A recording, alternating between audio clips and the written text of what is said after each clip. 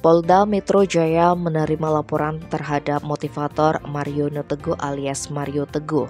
Dia diduga melakukan penggelapan uang senilai 5 miliar rupiah. Laporan didaftarkan oleh Sunyauto Indra Prayitno. Mario disangkakan pasal 378 KUHP tentang penipuan dan pasal 372 KUHP tentang penggelapan. Kuasa hukum pelapor Jamaluddin Kadoboen saat dihubungi Kamis 13 Juli, Jamaluddin menjelaskan kasus ini bermula saat pelapor mengeluarkan uang untuk mengontrak Mario Teguh sebagai brand ambassador produk skincare. Namun Mario Teguh tidak menjalankan kesepakatan tersebut.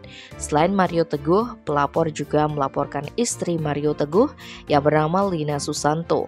Lina diduga ikut terlibat dalam perkara penipuan dan penggelapan. Sementara itu, Kabid Humas Polda Metro Jaya Kombes Truno Yudo Wisnu Andiko membenarkan adanya pelaporan tersebut. Laporan tengah dilakukan pendalaman. Tim Bali Express melaporkan.